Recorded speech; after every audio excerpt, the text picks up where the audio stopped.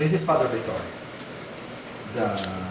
So nandun tayo kay Maui. Kay Maui. Galing jogging. Galing jogging. Kumbento to. Okay. Saan ito? Naset mo na? Saan? Sa bayan ng San Nicolas.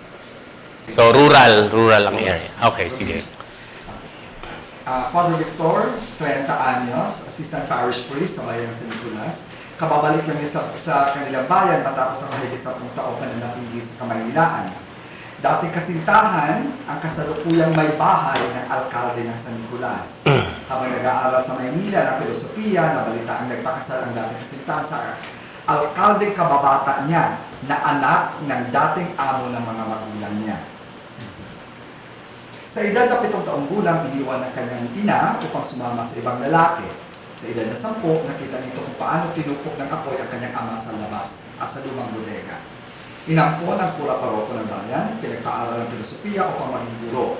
Dahil sa pag-aasawa ng kasintahan sa kababata, ipinagpipilitan ng pura parokong kumupkop sa kanya na maging pare upang matakasan ang masakit na pangyayari sa kanyang buhay. Lumaki siyang maraming katanungan sa kanyang isip.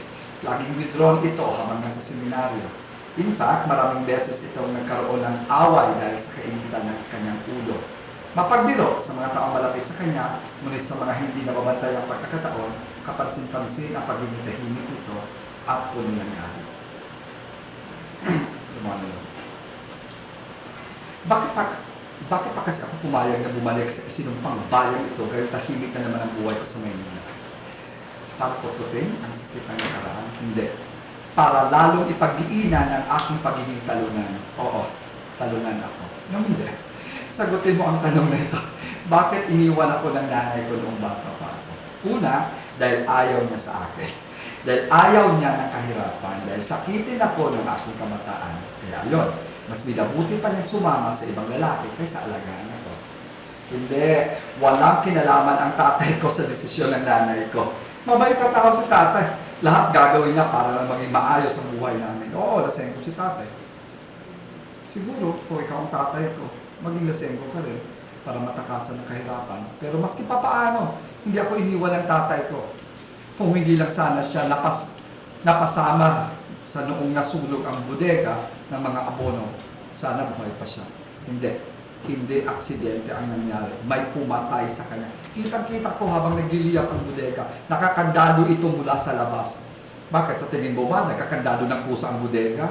Tama ka, hindi. Sigurado ako at isinusumpa ko, pinatay ang tatay ko. Ngayon, sabi mo sa akin, kung hindi ako talunan. Sino?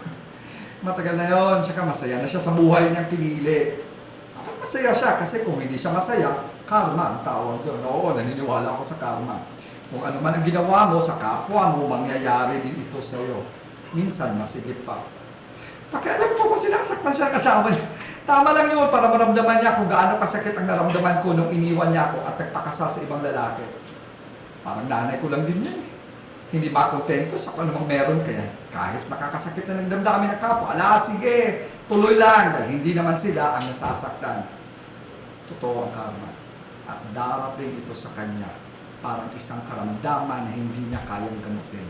At kung hindi man ito darating sa kanya, sinasabi ko sa iyo, ako ang gagawa nito hanggang maisip niya na sana hindi niya ako iniwan at sumama sa iba. Talunan ako. Ngunit makikita nila, hindi ako mag-iisa. Dahil gaya ng ginawa nila sa akin, pababagsakin ko sila gaya ng isang talunan. It doesn't sound like a priest. No, parang ano lang yung priest. Parang label lang siya. Parang ganun. Sorry, Nagpare siya dahil para matakasan niya yung ginawa sa kanya. yung dalawang babae. Nung isang babae. And yung babae niya. Yung nag-asawa ng mayor. Kaya nung yung galit niya doon sa, nung iniwan siya ng kanyang girlfriend, stemmed back doon sa iniwan siya ng nanay niya. Una, iniwan siya ng nanay niya. Pangalawa, eto na may isa ng babae, nung minahal niya, iniwan na naman siya. It's, when I wrote this, it's a misbelief. It's a misbelief over something. Of some facts na hindi niya alam. Galit, tinatanong ko kanina, galit na galit dito. Ano bang alam niya Dahil pa nag-asawa, galit na siya. Ang objective, apparently, nitong si Victor ay maghigante. Kailan nabuo yung ganung objective? Nung bang nagpari pa siya? O ito na lang, nung nandito na siya sa town? Nung nakabalik na siya sa town, doon sa mga naisip ko mga dialogue nito is, nakita niya na walang pagbabago ang lungsod. Wala pa rin pagbabago. Nung umalis siya, ganun pa rin. Makalipas ang halos 10 taon, ganun pa rin yung mga nakita niya. At nandun pa rin yung korupsyon. Kahit na pumasok siya sa pagkapare, kahit pumasok sa pag-ano, those are also how many years, di ba? Ah, Mga 7 years, I would say. fourth year siya, philosophy, Oo. noong nagpakasal. Oo. So, fourth year siya, nag-aral ng makapare ng 4 na taon. Oo, 4. Tapos, 3 taon sa labas, sa ibang parokya. 7. umabot ng 10 bago siya nakauwi. Kasi, Oo, so 10 taon.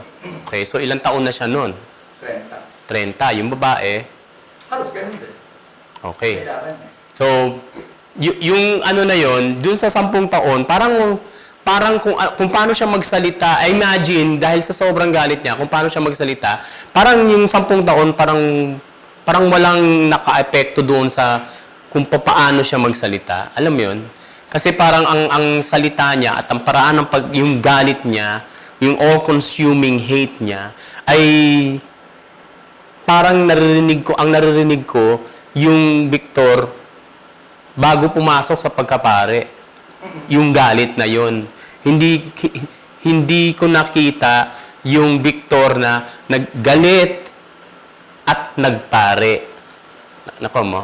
So, ibig sabihin, hindi na-imbibe ni Victor yung lahat ng pinag-aralan niyang patience, virtues, philosophy, etc. No? Kumbaga, i-imagine ko siya na para siyang praile.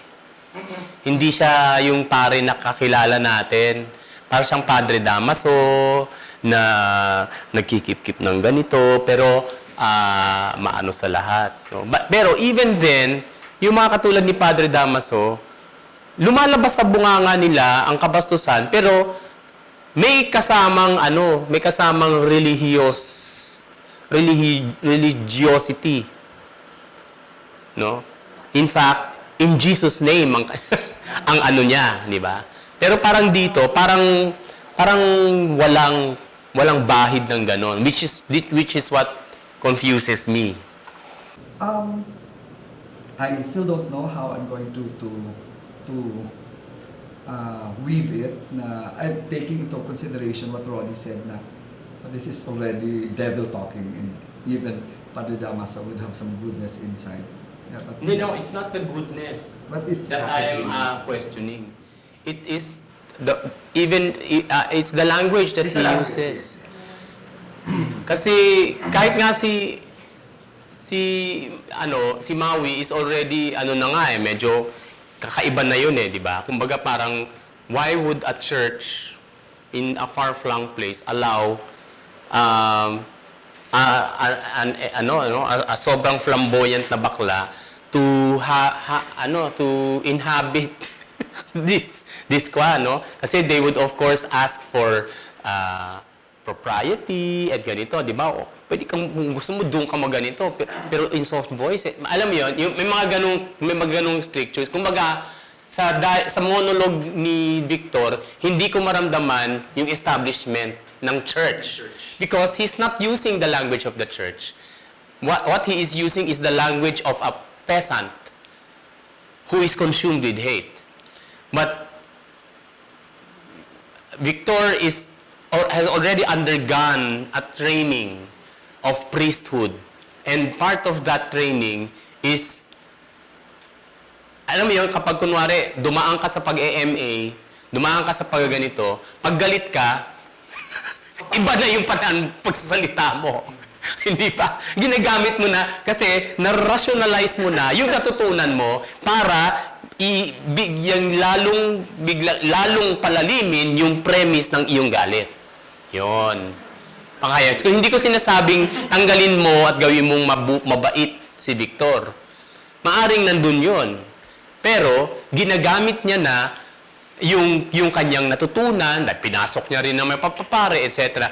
Ginagamit niya na yung tutunan niya sa establishmento ng simbahan para i-rationalize din ito. Katulad ng sinasabi mo, di ba? Hindi ito paghihiganti. Ito ay katarungan. See, even that is already a perversion of the tenets of the Catholic Church. Yun yung hinahanap ko.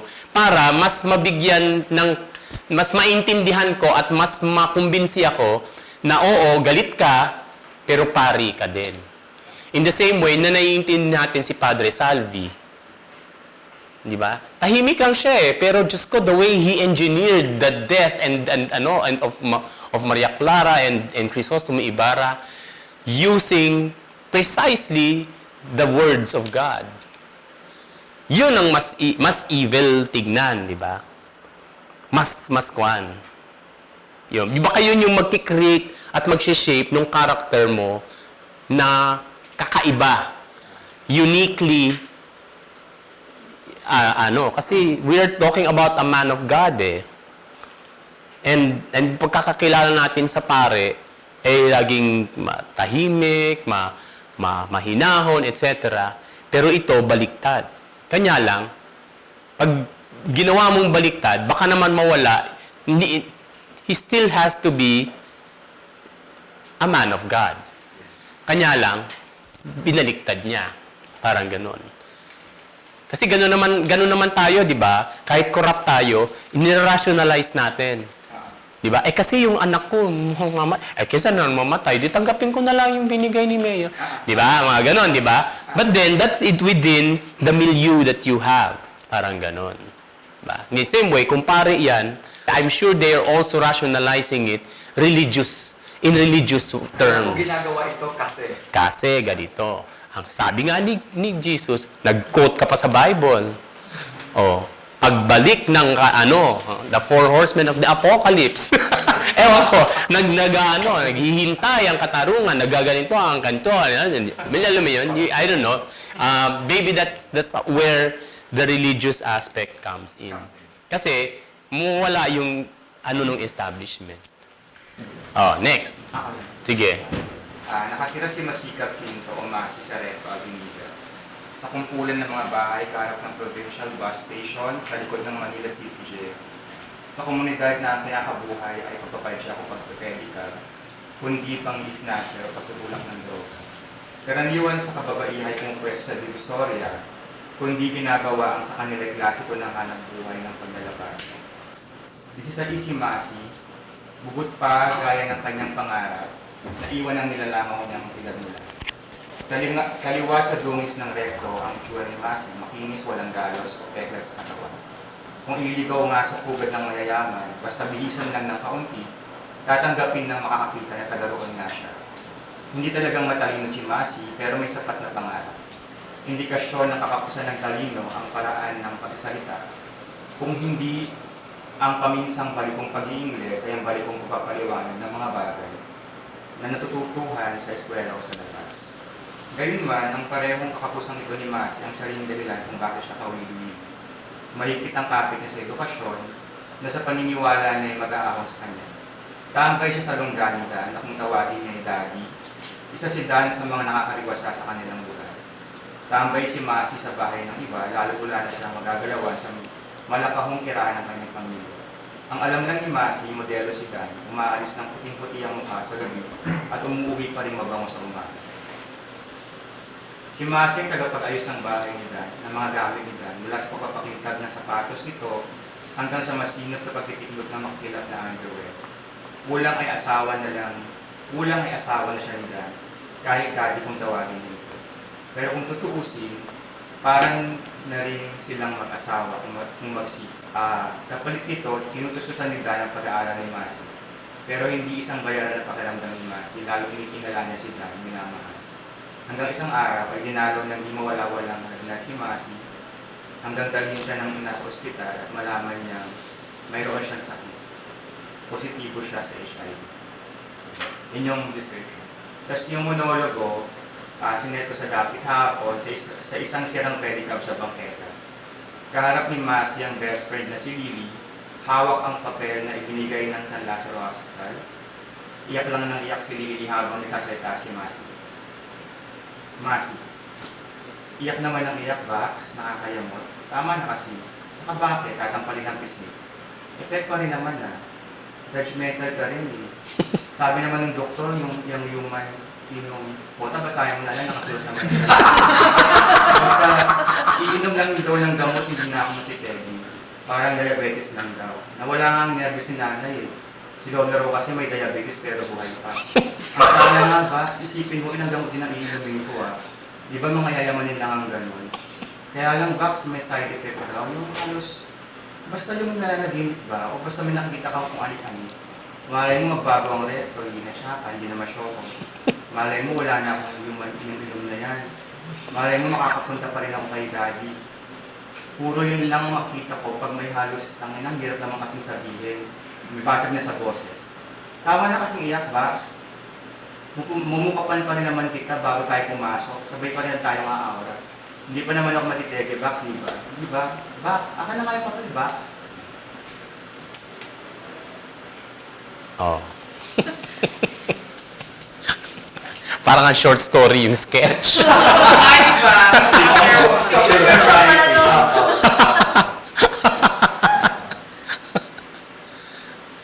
What do you think? How the character was described. Kuha-kuha mo talaga kung sino siya, ano magiging buhay niya eh. Na parang doon sa pag-describe ni Maynard sa character ni Masi, alam mo na ito yung magiging lingwahe niya. Kasi kung lilihis siya dito, di ba? Very, very, very clear yung character. And the way Maynard wrote the monologue of the character is so apt and, swap doon sa description. Isa ito sa mga example nung binigyan mo ng sitwasyon tapos kung paano siya nag-react. At hindi mo siya binigyan ng typical reaction dun sa Bax, ay, dalawa kaya natin. Kung ba hindi siya ganon. I mean, binigyan mo yung nagpakita ka, dahil doon sa eksena, pinakita mo yung characterization niya without din yung mga typical na, alam mo naman ako, masiyahin ako sa buhay. Yung mga ganon, na, kumbaga, inarte talaga niya, pinirtate talaga niya yung characterization niya without parang feeding masyado or indicating so much. It's nice. Promiscuous ba siya o faithful siya kay Daddy? Ang niisip ko ngayon parang mas ganun. Parang ang promiscuous. So, si Daddy meron din, ibig sabihin. Mukhang ganun yung channel ng pagkakaroon. Siya yung faithful. So, it's not a So it's not a loose life. Oo. Di ba? Nakuha niya sa Nakuha niya lang sa isa. Ay, parang hindi nag-figure yun doon sa kanyang equation. No, alam niya na may libreng gamot, alam niya na ganito. I mean, seems to have been informed, pero isa rin sa mga ini-inform ng hospital kapag kina-counsel ka, how many partners have you had? Yes. Di ba? Parang gano'n yung unang tanong doon, di ba? What So, is ano kagad yun? Bakit yung tatanong? Kasi yun yung maaring nakahawa sa'yo, isa doon. Isa lang ang kasex ko eh. So, parang parang you could almost sense that he would eventually have to confront Daddy about this if he wants, Kasi right now, parang ang nakikita nga natin, yung parang, yung attitude niya, parang positive yung attitude niya, no? By doing so, ano na ngayon ang kanyang gusto? Apparently, he reacted to this illness in fact hindi normal yung reaction na yon, di ba? Mas normal yung nalolok ganito, no? Pero ito he seems to be very composed and he seems to be very level-headed about his condition. And so dahil doon, whether iniisip mong denial ba yun o hindi, pero yung level-headed na yun is what's going to save him. No? So right now, I think that issue has been resolved. Oh, game. Herbs. Hindi ako ba? 43 years old, so yun ako. Herbs is a name he got since he was in high school back in the 80s as a corruption of the brotherly Pre. After graduating college, he has been in the corporate world. In one of his midlife crisis moments, he wanted to try other things, particularly writing. He attended workshops, dabbled into writing a little bit, and immersed himself with a younger crowd. He went to bars and gay clubs, and that's where he met R.D., who was 22 at that time. There was an immediate connection between the two, and at the age of 40, single and not really attractive, he found it interesting to have someone like R.D. be interested in him. Herbs and R.D. had a rocky relationship, most of the time with R.D. calling it quits, but Herbs was very, very patient and tolerant to the point of being taken advantage of. For the 2-year relationship between Herbs and R.D., they have done many things, shared many experiences, and they considered each other as soulmates, even given Herbs his first produced play, Diota. And for 2 years they were together, it was always Herbs and R.D. Living together, doing everything together, that aside from work and R.D., Herbs didn't have time or interest in anything else. A few months later, R.D. has died of dengue, and at one point, Herbs has blamed himself for not taking care of his soulmate. Since R.D.'s death, Herbs has kept himself busy with work, not really putting himself out there again. 3 months later, Herbs has met someone from work he is interested in, someone who reminds him of R.D. Now he is beginning to doubt himself, his concept of soulmates, if he has grieved enough and it's time to move on, or if it is too soon after losing R.D. that it's a betrayal to even consider someone else to be in a relationship with. After all, they vowed to be soulmates. Yun yung character. Tapos, Monologue. yung kind of monologue is, kausap niya yung friend niya sa phone. Hello, Babs. Si Herbs to, Euripides. Yes, I know, long time. Yep, dun pa rin, San Miguel since birth. May lakad ka ba tomorrow? Favor, can you come over to my place? Sa condo dito sa BGC, near Stopover. I can meet you sa Starbs, then sabay na tayo papunta sa unit ko. Starbs, Starbucks. And one more thing, can you bring your tarot cards? Di ba you're into that sort of thing? You know, the weird, occult, new age sort of stuff. Magpapahula lang.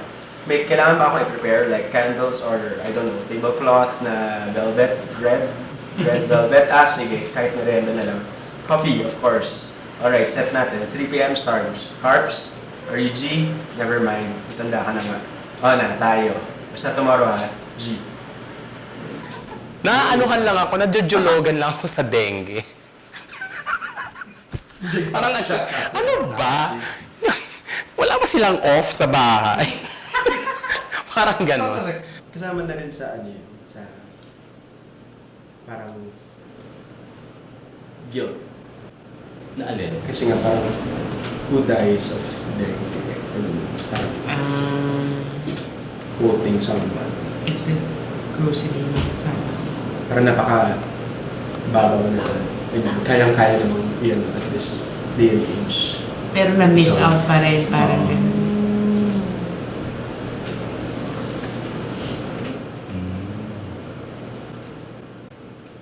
Although, may backfire yun eh. Parang, yun na nga, parang, Diyos ko, namatay sa dengue. Ang tanda na niya.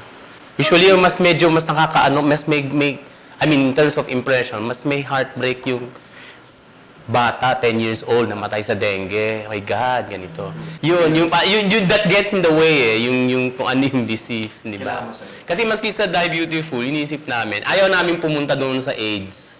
Kasi it will open up a lot of so many different other problems, di ba? Hindi gawin na lang natin, ano nga yun? Yung make aneurysm. Oo. So, instant, wala. Tapos, di ba? Solved na yun. Wala ka nang tatanungin. Sana, ipagpili mo ng sakit, yun yung sakit na hindi magbubukas ng ibang mga maliliit na tanong na madedistract. Unless you want it in a comic way. Parang sinasabi, my God, namatay siya sa dengue. Ano ba? Ganun. Wala namang lamok dito sa bahay. Saan yan nakuha? Mga gano'n. Unless gusto mong i-play up pa yun, di ba? Pwede gano'n. Pwede mo rin namang i-embrace yun. Meron ka bang mga suggestions pa? Kasi syempre, in terms of character's objective, na importante dapat yung sa bida. Kasi usually nagiging either conceptual yung character objective na naiisip ng writer. Bawa, gusto niya na higahanap siya ng kaligayahan or something. Tapos meron din minsan na mas mag-work kung physical ba yung objective niya. Like parang kailangan niya makapasa ng bar o kailangan niya makapunta sa Batanes or something. Parang, how do you balance it? Or do you have suggestions po on how to articulate the objective? Whether it's for conceptual or physical? It has to be very concrete and specific. It cannot be, I want love. I want to feel love. Walang ibig sabihin yun. No? It has to be very specific. I want my mother to come here and embrace me because she has been so away for so long and she has ignored me. It can be that specific. But it still has to be an all-consuming desire.